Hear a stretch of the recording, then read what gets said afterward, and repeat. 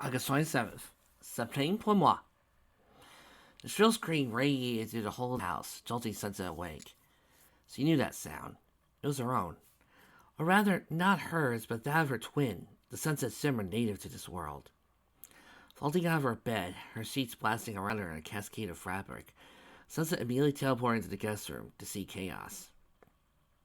Her clothing hanging off of her in tatters, Simmer was floating in the air, surrounded by a bright red nimbus of energy. Various objects in the room ordered her like a makeshift star system, as she was curled into a ball, mystic flames licking off her body.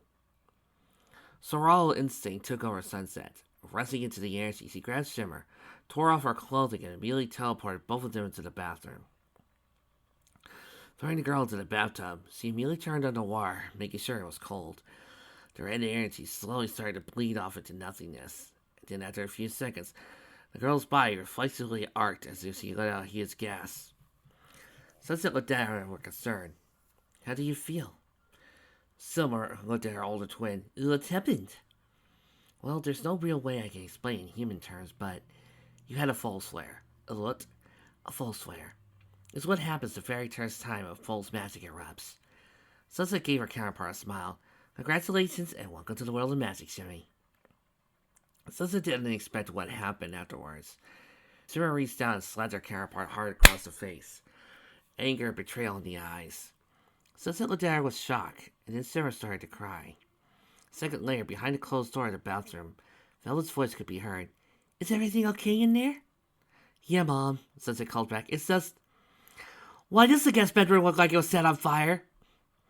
I'll take care of it in a second. Kinda busy here. Sunset turned her attention back to her twin. Shimmy? Make it go away! The younger twin moaned, slipping to a field ball, shivering. I can't. I don't know whether that is human magic or something you got from me when I infused my life force into you, but it's a part of you now. You have magic. How could you do this to me? Shimmer cried, fear in her eyes. Shimmy, listen to me. I want you to listen, and I want you to focus, Sunset said infinitely. You're in shock right now. I'm going to teleport us back to my room and get some clothing on you. Then I want you to go back to sleep, and we'll talk in the morning, okay? Can you do that for me? You don't have to say anything. Just nod yes or no. Shimmer meekly nodded, and that was enough for Sunset. A second later, Shimmer was crashed down on Sunset's bed, asleep courtesy of one of Sunset's spells. Sunset cast her spell to dry off her own sleepwear, and finally stepped out of the room to see everyone up, looking at her. You know, Velvet said, crossing her arms, I remember a time when I could sleep past 4 in the morning and have an alarm clock wake me up. Not the latest crisis to go on in this household. I sincerely hope this isn't going to be commonplace. Looking at them, Sunset explained exactly what had happened to Shimmer, and how it had shocked her completely. When she was done with the explanation, Adagio was the one to react. Sonny, I think you need a new hairdo. Apparently every girl in this house with that hairstyle seems to wig out with magic. Not funny, Daji. What's it trying to be? First you, then the bitch, now Shimmy. At least I could take solace in that in the middle lunatic is sleeping over at Miss Lynn's tonight, and getting adjusted to staying here as it's permanent. Dazzle Dazzle, did I hear you refer to someone as a bitch? Dazzle suddenly froze and looked sideways to see Velvet looking at her. I am waiting for an answer, young lady, Velvet was said. Figure of speech on Velvet? Adagio said weakly. Smooth, Dodgy. Oh, yeah, smooth. Octavia yawned. Okay, girls. I think this has gone long enough. I think Velvet and I are owed some answers. Or any resident female under the age of 18 in this house is spending the first month of school grounded whether or not she did something. I said testily. As covers he then added, including the ones who already went through their teenage years already. I'll go make the coffee, Sonata said. I have a feeling we're gonna need it. I'll go fix the guest room while y'all go down, Sunset added. We'll take along. A little over an hour later, the sun began to peek over the horizon as two parents looked over their sex charges. Well, I guess I'm lucky I'm the director now, Phyllis sighed, so I can work from home today, giving me an excuse to sleep in, and my staff knows I got things planned for this week anyway. Same here, Knight sighed. I need to look over the latest script that was sent before I fly out next week. So, this will be a good chance for me to do so. The 16th, I'll look at the two adults wordlessly, awaiting whatever sentencing was going to happen. One, there's the obvious. Sonny, I want you to do what you can for Shimmer, said Velvet. Clearly, you're the only one who can. But if you need someone to talk to, I'm available. May as well put my degree to use, but I just ask this is more your alley. Aunt Mom, the rest of you, keep a low profile. Those news strands are still out there, and I had to wonder if they saw the magic flare. We had to come up with a plausible explanation for the light show that makes the news. I'm sure we can come up with something, Twilight told her. We'll think of something, Sanaa said, supporting her cousin. Thank you, girls. She then looked at Adagio. Adagio, I'm disappointed in you. You have all people to understand what Raspberry's going through. You don't have to like her, but you should be sympathetic for her situation. And I am not happy to hear you've been haranguing her all this time. I don't ever want to hear again that you're calling her nothing but insults. She has a name, and you should use it. Do I make myself clear? Yes, Aunt Velvet, Adagio said in a cow tone, feeling genuinely guilty for disappointing her aunt. We'll talk about your punishment later, but at the very least you owe Raspberry an apology when you see her again. She drained her cup and put it in the sink. For now, I intend to go back to bed and wake up at a more decent hour. Girls, I suggest you do the same. As the two adults left the kitchen, the other teens looked at one another. Great fucking going, sis, Arya snarled. Nearly got us all in trouble because you can't get off your hate boner for Raz. Okay, I fucked up, okay? Adagio said to her sister. No, it's not okay, Twilight interjected. Dazi, you don't have to like her, but we're all sick of this one-sided catfight you got going on with Raz. If she's permanently stuck here, she's going to be part of our circle of friends. You're going to have to get used to that, whether you like it or not. I don't, she said, folding her arms. Tough shit, Sanaa said, glaring at Adagio. Raz is my friend. I love you, sis, but you're in the wrong here. Fine, Adagio sighed. I'll be nicer to her. I hate the cunt, but I hate you all for being pissed at me even more. Sunset reached over and hugged Adagio. Adagio, we love you, okay? This is just part of the normal life. One way or another, we'll get through this. Easy for you to say. I'm going to be one grounded for a week. Just watch. Knowing Mom? Probably two, Dwight commented. Great. Well, is it just what you wanted? The life of a normal girl.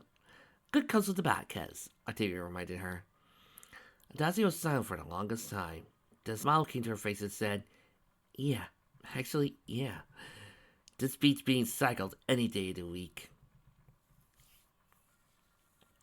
Sirius sat on Sunset's bed, hugging her knees. I'm sorry, she told Sunset. It's okay, Shimmy, Sunset said softly. I know you didn't mean to do it. Oh, because we're sisters? Sunset said. Seriously? Because I just know. You were in shock and afraid right now. You're afraid of what you have now. Simmer looked up to Sunset's eyes with tear-filled ones. Of course I'm afraid. I'm going to end up like dying or Chinnabog, having gone nuts with my magic. I suppose when she possessed me, given that I have far more extensive knowledge of magic than you do. Sunset pointed out, and Simmer looked at her surprised. I know you're afraid, but I want it because I know you.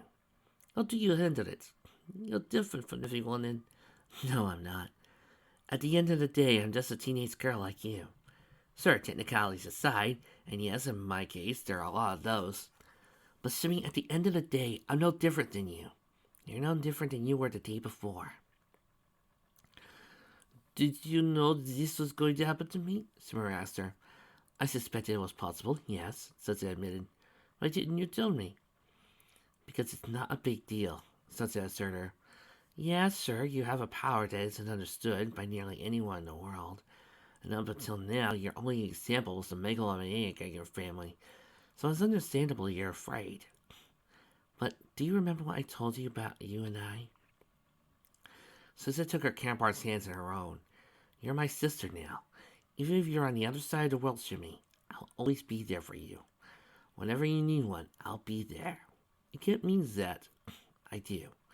I know what it's like to be alone and not have anyone.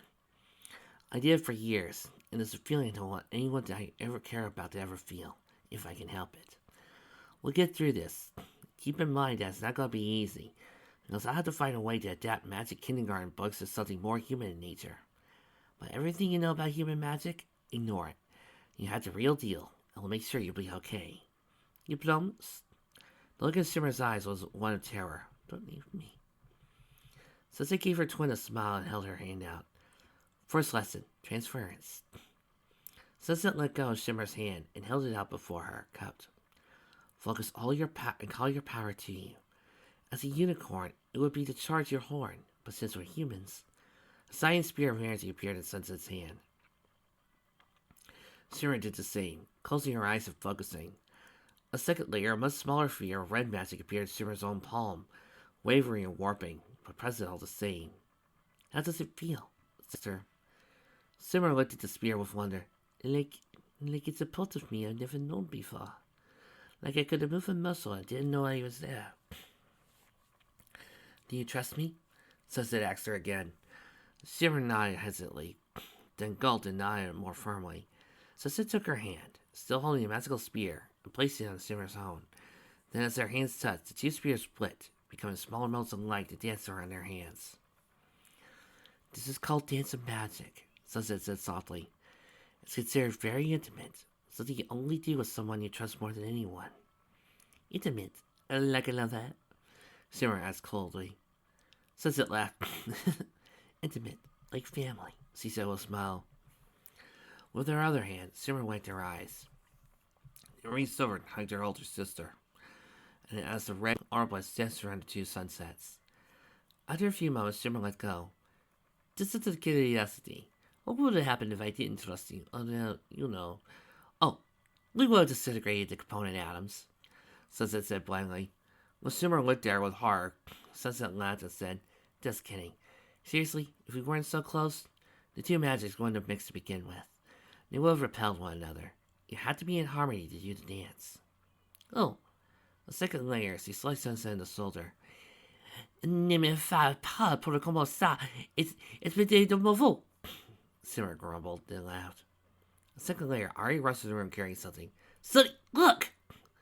Sunset didn't think too much of the casket of cupcakes, aside from the fact that Pinky had probably left them overnight as a token of her undying love. A second layer, she saw the wax seal scroll and gasped. Twine felt sentinel claws sinking her. Sis, why are you human? Oh, the princess of Friendster said, blushing. I must have fallen asleep like this. I'm sorry, Spike, she said. Spike went and hugged her. What's going on? Nobody's telling me anything. You're almost always by yourself now, and the girls are afraid. It's winter when it shouldn't be, and Mom and Dad are worried about us. The look in his eyes was one of cold-blooded fear. I don't want to see you hurt. Twine rubbed her hand across his head scales. I'm okay, Spike. Sorry I made you worry, little brother, but I felt right doing this work this way. I'm trying to reach out to Sunset, but so far nothing's worked, and I feel like I've been thrown for a loop. She never finished her sentence as Platinum's mirror suddenly flared and spat something out, smacking Twilight in the head before clattering to the ground. Ow! She yelped, rubbing her forehead, feeling a trickle of blood. Glad I'm human right now, or else whatever that was would have smacked my horn. Twi! Spike called out, waving something in her face. A second before her vision cleared up enough to realize that was her brother holding. Twilight took it from him, and gasped. Aside from half of the symbols on the screen she couldn't read, and clearly the wrong time, 8:37 p.m., when it was sometime in the morning, it looked like it was one of those oversized cell phones humans use like magazines. But that wasn't what caught her attention. No, what caught her attention was the picture on the screen of 12 girls, almost all of which she knew. Many of them were strangers to the Alicorn Princess, but that didn't matter, because she knew half of the girls in the image, especially with the one with red and gold hair, who now seemed to be much taller than Twilight remembered. But it was the girl with similar hairstyle to Sunset that made Twilight gasp. A cornflower and lilac mane, with wine-colored eyes. The light brown scared and flew her off, but the rest, it had to be her. It had to be her. Twilight let out a cheer of relief and joy, picking up her brother and dancing around the room before showering with kisses. Thank you, Spike! She cooed. Spike, as any cult would, wiped off the motion kisses. You Twilight, what made you do that? Can't explain. Gotta go, she said, chasing back into Alicorn form. Get other girls for me and tell them to meet me at Carolot ASAP. Oh, and on top of the cabinets in the kitchen is a sea opal. Have that. Sea opal? Spike's mouth practically watered at the sound of that. They were one of his favorite gems. Are you sure? You've heard it, little brother, she said, kissing him on the forehead. But for now, I need to go. Don't forget to tell everybody. See you at Carolot! And with that, she teleported away, a strange item in her mystical grasp. Spike went over to check the desk to get some paper and write messages for the others. The sooner he did that, the sooner he could get that opal. He could almost taste it. Celestia, wake up! Twilight cried as she teleported straight to her mentor's room. Weary Alicorn looked at Twilight with infinitely sad eyes. Her pink, powderless mane was disheveled and unmoving, as she looked nearly mortal and frail. She said nothing, instead looking at Twilight with lilac eyes, writing for crying without end. She's alive! They're alive! Twilight said, thrusting the tablet to her mentor's face. What? Celestia asked, unsure as she heard the apprentice's words correctly. Sunny and Raz are alive! Twilight said, pointing out the evidence on the giant cell phone that had somehow made its way from Sunset's world. Out in the sky, for the first time in months, the sun exploded with luminal intensity that burned like midsummer. Twilight looked into the sky in wonder, wondering what was going on. A beam of light glanced into Luna's room, waking her up. She grumbled at first, until she realized what it meant. She's alive, Luna said with relief and joy. Twilight did it! My niece lives! She laughed heartily, stretching as she got out of bed. Sleep could wait. Right now her sister needed her more now than ever. An hour later, Raspberry wept tears of joy as he hugs Heliodor close to her as the group sat in the living room at Sunset's home. We can go home! She said with unabashed joy. Raz, I want to caution you. This is just the first step. I don't want to get your hopes up, Sunset said. I know a sugar cube corner cupcake when I taste one, Raspberry said, holding up one of them. I don't even need to see whatever's on that scroll. I know. Congratulations, Raz, Luna told her. Still, for as long as you need to, you'll have a home with me. Thank you, Raspberry replied, wiping the tears from her eyes, as Heliodor reached up and caressed her face with his wing. That means a lot to me. Good, now we can get rid of you, Adagio said. They covered her mouth when realized she said it out loud. That's 3 weeks, Adagio, Velvet said flatly. Are you trying to go for a whole month? No, on Velvet, Adagio sighed dejectedly. Look, Raspberry, she began with gritted teeth. I don't care what you had to say, Raspberry told her. For the sake of your cousin and sisters, I'm going to forgive you. Just leave me alone, we'll call it that, okay? That works for me. Feeling elated, Raspberry then turned back to Sunset. So, false flare, huh? Yeah, bad one too. I had to immerse her in cold water because she was a human. She had no fur that could discharge the extra mana through. She was burning up as a result. Raspberry whistled. Yeah, that is bad. She's okay though, right? Thankfully, I was able to catch it before things got bad. Sunset replied as she nodded. I told her to sleep a little longer until her mother got here. Then we can explain everything. Now the tough part's going to be coming up with a way to train her. Well, if we reestablish a connection back to Equestria, when I go back, I'm sure I could send over some magic primers, like Little Flicker learns levitation. Sunset laughed. Oh, I remember Little Flicker stories from when I was a filly. I always wondered why she couldn't understand basic magic and had to be taught everything from scratch all the time. Seriously, not one of the best written series. Though, I suspect I was always too advanced for it. Probably.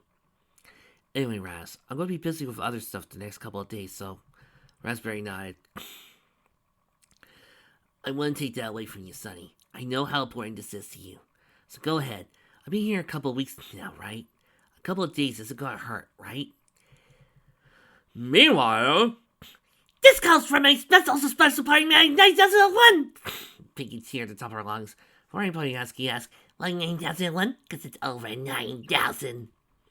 Piggy, you can come down from the clouds. That's my job, Rainbow told her. Though in truth, she was no less ecstatic. So when do we get her back, Twi? Waving four legs repeatedly, Twi told her friends, Look, girls, it's just the first step. And finding out they're still alive was a lucky chance. We need to continue working to make sure that we... A polite cough interrupted Twilight's explanation. Your Highness? Twilight turned to see a couple dozen of her mages standing there. We've been ordered by Princess Celestia to assist you in this portal project. Professor Dunspace, I have it all under control. Twilight began, regretting seeing him. Dunspace was a fine researcher, but had a tendency to bully anybody who didn't think was as academically accomplished as he was. With all due respect, Your Highness, I'm a specialist in teleportation fields. Dunspace reminded her, I was the one who wrote the recent monograph on the power reevaluations regarding faraway frontiers fine-tuned focusing fields. As you know, it is a must in advanced teleportation. A second point toned him, one that Twilight knew as well, Mirage Trick. She was quite the accomplished mare as well. She also had a habit of belittling ponies that she felt were beneath her skill-wise. And I was the need researcher redefining Stardust's spatial spellbinding sleeve. You'll need me as well, Your Highness. A third unicorn merely gave a wave. Hi, Twilight, she said with a smile. I came as soon as I could. Princess Celestia didn't ask for my help on this, but I figured I couldn't let a friend down. Twilight smiled at Moondancer. Moony, I could really use your help with this. Of course, she turned. Okay, Moondancer's project lead while I'm gone, Twilight told the other two. You two will report to her, and the rest will report to you. Dunspace's jaw promptly hit the floor. But, Your Highness, he protested. She's only a researcher. She isn't illustrated enough to work on a project of royal importance. Hey! Rainbow said, jumping in his face. And the princess says she is. Capiche? Moondancer is one of the most accomplished ponies out there, Twilight reminded him.